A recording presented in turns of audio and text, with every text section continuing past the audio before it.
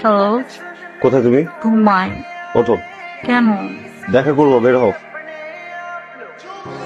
বাসা ওপেন কেন পাঠিয়েছ? কারণ তোমার বাসা ওপেন ছিল না। আমার বাসায় অনেক কিছুই থাকে না, যেটা তোমার বাসায় থাকে, তোমার ফ্রেন্ডের বাসায় থাকে, তোমার পরিচিত মানুষদের বাসায় থাকে। জোর করে দায়িত্ব নিবা? জাস্ট একটা ওভেনই তো। না, বিষয়টা একটা ওভেনের না। তুমি কিছুদিন আগে বাসায় গেলা, সবকিছু দেখে টেখে 2 দিন পর একটা আলমারি পাঠিয়ে দিচ্ছি। এরকম করতেছো কেন? আমি ভালোবেসে একটা একটা জিনিসপত্র দিচ্ছি। তুমি যখন আমার পেছনে টাকা খরচ করো, আমার এটা পছন্দ না। হয়েছে, অনেক হয়েছে, চুপ করো, চল।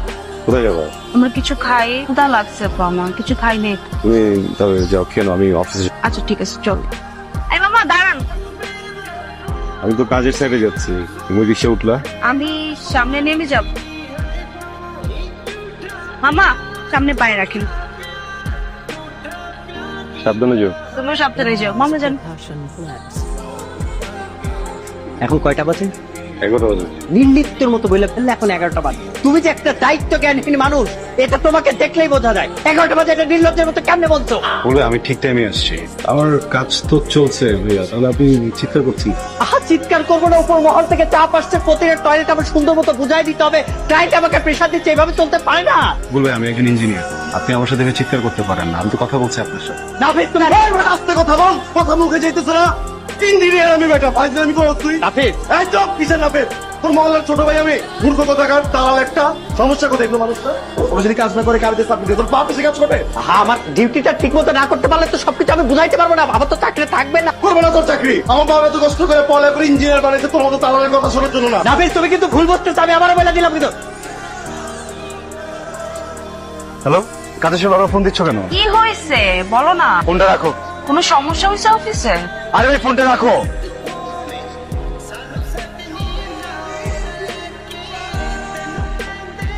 একটু বাজে বিহেভ করে ফেলছি না? আমি খুবই সরি। আসলে ওই প্রজেক্ট ম্যানেজারের সাথে অফিসে খুবই বাজে রকম একটা সিন ক্রিয়েট হয়েছে। আমি চাকরি ছেড়ে দিয়েছি, বুঝছো? বের হচ্ছিলাম, এমন সময় তোমার ফোন আসছে, আমি তার রাখতাই তোমার উপরে। আমি খুবই সরি শাহিন। সত্যি মন খারাপ তোমার? মন খারাপ হবে কেন? একটু বিরক্ত, কিন্তু তারপরও খুব স্বস্তি বোধ হচ্ছে, বুঝছো, যে ফাইনালি একটা সিদ্ধান্তে আসতে পেরেছেন। ভাবছি একটা ফার্ম দিব। আরে তুমি হাসতেছো কেন? না, ভালো ডিসিশন নিস।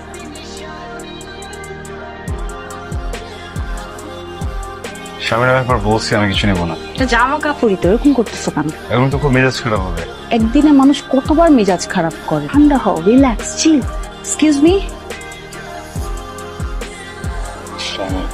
এতগুলো টাকা শপিং করার কি দরকার ছিল? তোমার আমাকে দেওয়ার ইচ্ছেই তো। কখনো যদি খুব প্রবলেম হতো আমি তোমাকে তখন চাইতাম।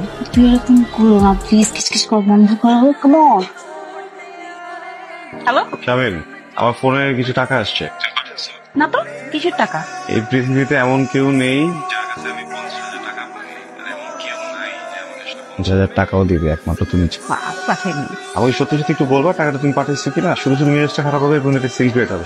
তোমার না টাকা লাগবে, ওই জন্য আর কি দিয়ে রাখলাম। আমি কখন বলছি তোমাকে আমার টাকা লাগে? আচ্ছা বাবা, রাখো না টাকাটা, এরকম করতেছো কেন? ভাবলাম দিয়ে রাখি। আমি ফোনটা রাখতেছি। হ্যাঁ, আমাকে ফোন দিও না এখন। মানুষ 5 টাকার জন্য মরতেছে রাস্তাঘাটের জন্য, 50,000 টাকা আমাকে পাঠায়। দেখো ফাইজে নিউজটা করছো, তোর খবরটাও বলে দিয়ে দাও। তুমি না আসলে সেন্টিমেন্টগুলো বুঝো না। কি কথা বললো? কি বলবো? মেজাজটা খারাপ হয়েছে, ইচ্ছে করতেছে না। সবসময় তো সিরিয়াস কেন? স্বামী, তুমি বুঝবা, তুমি ভালোবেসে আমার জন্য যেগুলো করতে চাও, এগুলো না আমার জন্য প্রেশার হয়ে যাচ্ছে। আমার অনেক ভয় লাগে। বিয়ে করবো। করবো, তাড়াহুড়ো আমি তো। আমাকে সবাই ঠকাচ্ছে, যাকে বিশ্বাস করছে। তোমাকে তো আমি কিছু লুকাই নেই। তোমাকে হারানোর ভয় আমার সারাটাক্ষণ মনে হয় তোকে এই বুঝি হারাই ফেললাম। বিয়ে করবো, ভয়ের কিছু নাই। চলো।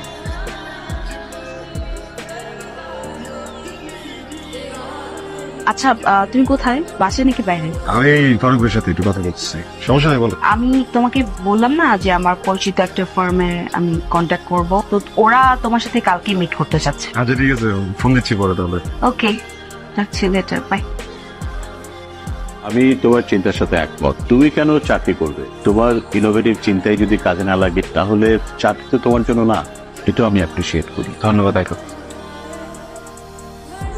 এটা কি? এটা তোমার প্রাইভেট ফার্মের জন্য আমার একটা ফিনান্স। শারমিন যখন প্রথম আমাকে বললো তখনই আমি ভেবেছি তুমি নিজে যখন কিছু শুরু করবে তোমাকে আমি সাপোর্ট করব। আমি শুধু রিকোয়েস্ট করব টাকাটা যেন নষ্ট না হয়। একজন মানুষ যার সাথে আমার কখনো দেখা হয়নি, আমাকে চেনে না, প্রথম মিটিং এ 1 কোটি টাকার একটা চেক দিয়ে দিল। ব্যাপারটা কি স্বাভাবিক শারমিন? তুমি এত অস্থির হতেছো কেন? না, এইভাবে হয় না শারমিন, আমাকে বোকা বানায় না। উনি তোমার পরিচিত তেন। এগুলো বাদ দাও না। কেন ভাবতে পারি? আমি তো বুঝতে পারছি এখানে কোনো কিছু একটা লুকাচ্ছ তুমি আমার কাছে। কথার উত্তর দাও। আমার চাচু। তুমি না আরেকবার প্রুফ করে দিলা তোমার চোখে আমি একজন অযোগ্য মানুষ। না না, কথা বলো একদম। আমি গরিব, তোমাদের মতো এত টাকা পয়সা আমার কাছে নাই, আমার বাপের কাছে নাই। আমার জীবনে প্রত্যেকটা মুহূর্তে, প্রত্যেকটা সেকেন্ডে তুমি আমাকে এটা বুঝাও যে আমাকে দিয়ে কিছু হবে না। আমি সরি।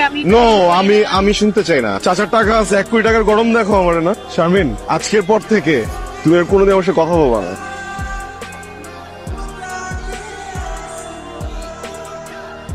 এই জামানায় এরকম কেউ তোকে ভালোবাসে। ভাই, আমার ভালোবাসা আমার দরকারও নেই। এই ভালোবাসা আমি কি করবো বলো? আমি নিজের মতো করে কিছুই করতে পারছি না। তুমি বসো, আমি ফোন আজকে দিও, আমাকে দিও না।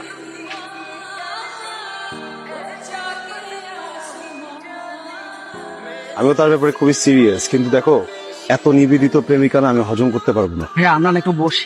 আমি থাকবো, লামিয়া থাকবে, কথা দিচ্ছি সামনে কোনো পাগলামি করবে না। কিন্তু আপনাদের না দুজনের সামনাসামনি বসে কথা বলাটা খুব জরুরি। শারমিন খুব ভেঙে বসছে। তুমি যাও, ওর সাথে কথা বলে আমি আসবো। থ্যাংকস। বসো বসো। ঠিক আছে ভাইয়া, তাহলে কথা বলা আমরা এই লাইনের কাজে কোথাও যেতে হবে না, বসো। তোমাদের ফ্রেন্ড নিশ্চয়ই তোমাদের সাথে সব কথা বলছে। আমি আমার জায়গাটা একটু ক্লিয়ার করতে চাই। দেখো, সম্পর্কটা তো মেলা দিনের, এটা নিয়ে নতুন করে বলার মতো আর কিছু নাই। আমি আসলে সম্পর্কটাই আর রাখতে চাচ্ছি না। ওঠার ডিসিশন তুমি নিতে পারো না। ওটার ডিসিশন নিচ্ছি না, তুমি সম্পর্কটাকে এই পর্যায়ে নিয়ে আসছো। আমি যা যা করছি, যা যা করি রিলেশনশিপে, সব আমাদের ফিউচারের কথা চিন্তা করে করছি। নাপি, তোমার বাদ নেই, আমার শামিল, আমার জীবনের সব থেকে সুন্দর মুহূর্তগুলো তুমি আমাকে দিয়েছো। বিশ্বাস করো, আমি তোমাকে অনেক ভালোবাসি শামিল, কিন্তু আমি নিজেকে হারাতে চাই না। তুমি আমার সাথে যোগাযোগ করো না। ভালো থেকো।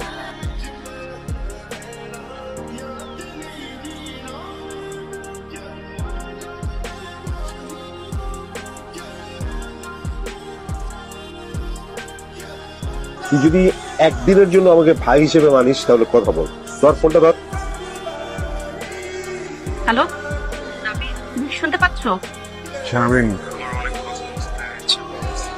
তুমি কোথায়? ওকে। নাফিস, কি হয়েছে? শামিল, আমার বুকটা অনেক ভারী হয়ে গেছে, আমি ভার নিতে পারতেছি না। তোমাকে একা ভার নিতে কে বলছে? আমি আছি না। তুমি আমাকে কখনো ছেড়ো না। I love you too. I love you more.